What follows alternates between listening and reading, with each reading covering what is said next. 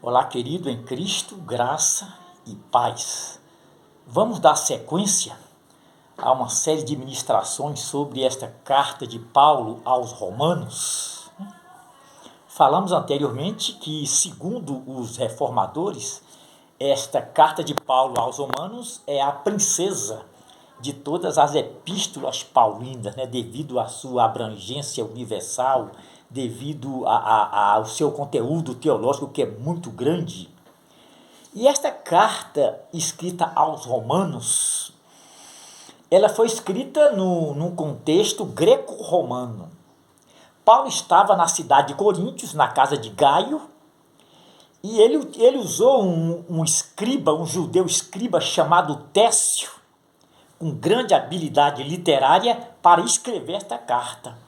Então, a habilidade literária de Técio, a habilidade argumentativa de Paulo e a inspiração de Deus. E aí foi produzida esta grande obra literária. Olha, quando Paulo escreve esta carta, ele destina essa carta a judeus e gentios em Roma, na cidade de Roma. E Roma era a capital do Império Romano. A capital do Império Romano. E o Império Romano era uma potência militar, política e econômica da época. Um império inexpugnável. E a cidade de Roma era uma cidade muito populosa, Era uma das mais expressivas civilizações da antiguidade clássica. E por ser uma cidade muito populosa, ela tinha uma cultura diversificada e multirreligiosa. E Paulo estava inserido no contexto greco-romano. Em razão disto, havia as divindades da Grécia e as divindades de Roma. Então ali havia uma predominância do paganismo, do misticismo religioso, grande idolatria. O próprio imperador romano, que era ou Calígula ou Nero, o próprio imperador era adorado. Porque o imperador romano, quando ele alcançava um nível elevado de santidade, uma suposta santidade, uma suposta espiritualidade, ele era divinizado, ele era deificado. Os romanos e os gregos chamam essa experiência de apoteose, que é a divinização imperial. É o homem se tornando supostamente um Deus. E Paulo não aceitou esta situação. Ele manifestou a sua discordância. Ele diz aqui, olha, estão mudando a glória de Deus incorruptível em glória de homem corruptível. Transformando a verdade de Deus em mentira de homens. E estão servindo e adorando a criatura no lugar do Criador. Adorando a criatura no lugar do Criador. Então havia uma substituição. O culto não era a Deus. A glória não era dada a Deus. A glória era atribuída ao homem, porque ele era supostamente um Deus. E Paulo aqui manifesta a sua indignação a esta situação de idolatria. Olha, Paulo aqui também manifesta a sua situação, a sua indignação a uma cultura que havia naquela época, uma cultura de libertinagem, de devassidão, de licenciosidade. Veja o que ele diz aqui, olha. Porque os homens estão deixando o uso natural de mulheres e se envolvendo sexualmente com homens. Num capítulo posterior, ele diz assim, semelhantemente, no versículo 27, semelhantemente também as mulheres, deixando o uso natural do sexo e se envolvendo sexualmente com mulheres. Então observe que havia nesses dias aqui uma cultura de libertinagem, de devassidão, de licenciosidade. Então Paulo, indignado com essa degradação moral, aqui no versículo 18, ele diz que do céu manifesta a ira de Deus. Ele diz aqui, olha, contra toda perversão sexual. Noutra tradução ele diz assim, contra torpeza sexual. Torpeza sexual. Olha, veja que Paulo diz aqui, olha, por isso Deus os abandonou e os entregou a paixões infames, porque até as mulheres mudaram o uso natural do sexo e estão cometendo assim torpeza sexual, perversão sexual. E ele mostra aqui que a ira de Deus manifestou do céu como consequência a este comportamento que ele chama aqui de licenciosidade, de torpeza sexual. Torpeza sexual. E semelhantemente também as mulheres. Olha, havia ali nos dias de Paulo uma espécie de homolatria. O que é uma homolatria? É uma espécie de adoração aos relacionamentos homoafetivos. Agora você observa que nós estamos também inseridos numa cultura de devassidão, de licenciosidade, entendeu? Parece até anacronismo, né? Você trazer uma cultura de 2000 anos atrás para os dias atuais. Os historiadores chamam isso de anacronismo exegético. Mas eu não estou aqui cometendo um anacronismo exegético porque está no texto. Eu não estou fazendo imposição ao texto. Eu estou fazendo uma exégese, não uma exégese. Porque o texto está claro. Então eu estou expondo o texto de uma forma argumentativa. Eu estou fazendo uma exposição argumentativa do texto. Então não é anacronismo exegético. Entendeu? Você trazer isso, que na realidade é um salto histórico muito grande, né? Isso aconteceu há 2000 anos atrás e nós estamos trazendo para os dias atuais. E não é que estamos trazendo, não, porque nós estamos presenciando isto de perto. Nós estamos inseridos numa cultura de licenciosidade, numa cultura de libertinagem. Estão confundindo libertinagem com liberdade. Liberdade é uma coisa, libertinagem é outra. Olha, Paulo disse no capítulo 3, versículo 23, que todos os homens pecaram e destituídos estão da glória de Deus. Todos pecaram, indistintamente. Essa palavra pecado no grego é amartia, né? Amartia, está aí a matéria, amartiologia. Mas ele apresenta também a graça. Né? Ele apresenta a graça salvadora de Deus. Paulo trata de questões aqui ligadas à vida cristã. Ele fala da graça salvadora, ele fala da justificação pela fé, que é a base da teologia reformada, né? Da teologia luterana.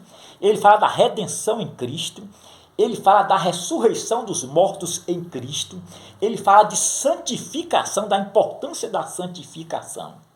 Olha, Paulo não fala que a salvação é universalista, não. Ele diz que a salvação é universal. Aqui no capítulo 1, deixa-me ver aqui, versículo 18, deixa-me ver se é isso mesmo, capítulo 1, versículo 18, Paulo diz assim, olha, porque do céu manifesta a ira de Deus contra toda impiedade e perversão dos homens.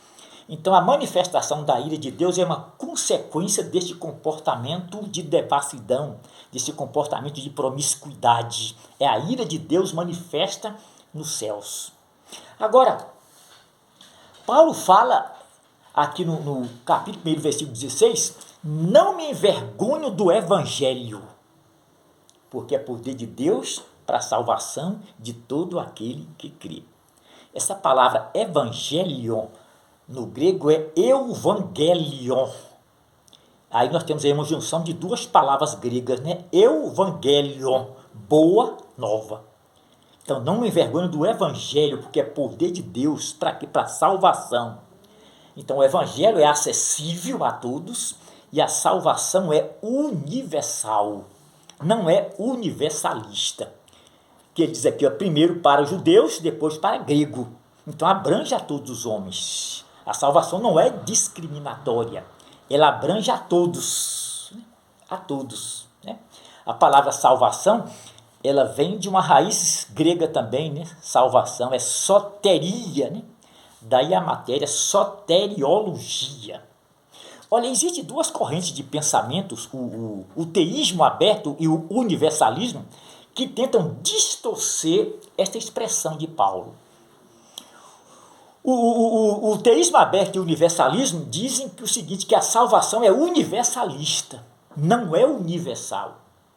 Se a salvação fosse universalista, não seria necessário ninguém se converter a Cristo, ninguém se arrepender, ninguém confessar, porque não exige nada disso.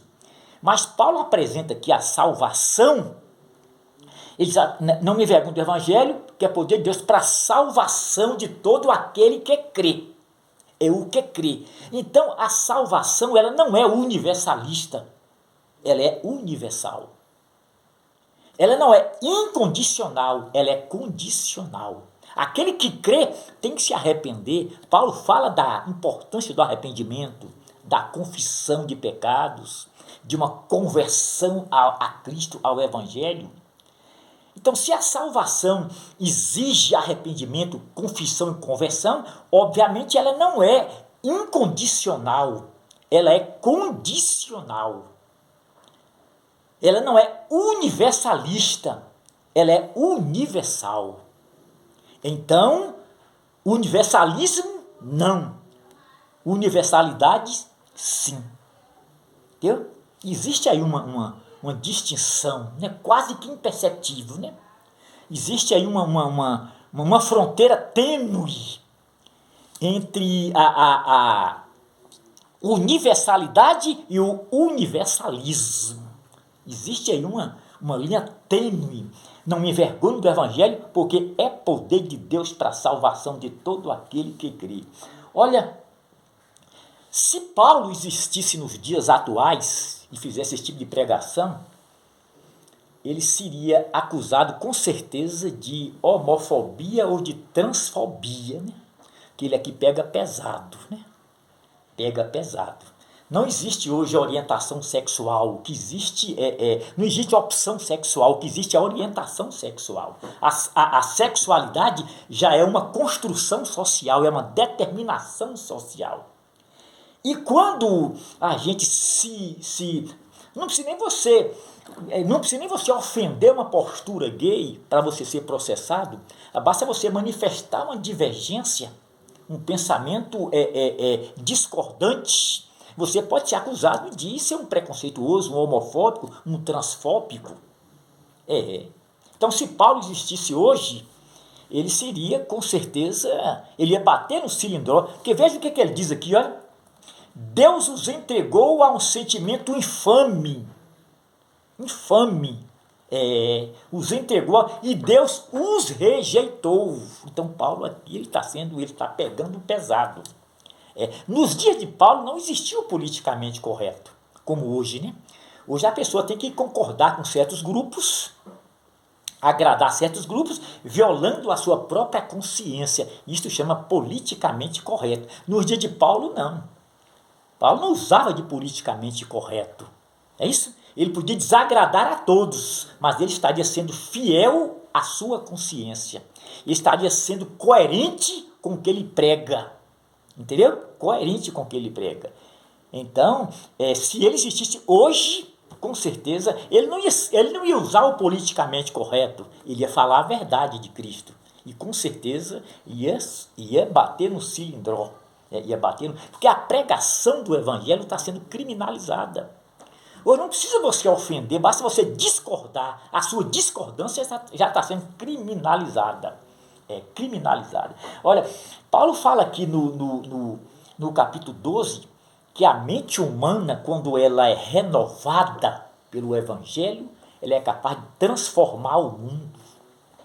Então, a mente renovada jamais vai se deixar moldar por esse sistema iníquo que rege o mundo.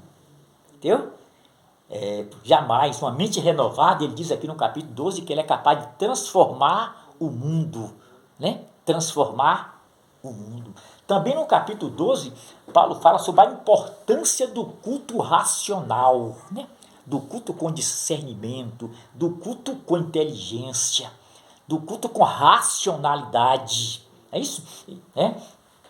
Agora, meu, observa que aqui no capítulo, aqui no versículo 28, veja a expressão de Paulo, que expressão pesada.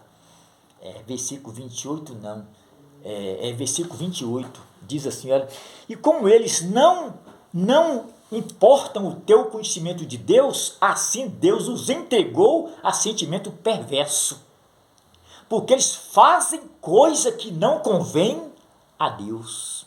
Pesado isso aqui, né? Coisas que não convém a Deus. Então é difícil você pregar isto hoje, né? Hoje se prega muito um evangelho de triunfalismo, né? Um evangelho de prosperidade, um evangelho de bonança, um evangelho que eleva excessivamente o ego do ser humano. Já Paulo aqui, nessa mensagem que ele traz aqui, ela tem abrangência universal e ela confronta o pecador. Ela coloca o homem no seu devido lugar. Essa mensagem aqui não mexe com o ego do ser, não massageia o ego, não, muito pelo contrário. Essa mensagem aqui coloca o homem no seu lugar. Paulo mostra a sedução do pecado, as consequências do pecado, mas ele mostra também a solução para o pecado. Ele diz que nós somos salvos pela graça de Deus e justificados pela fé.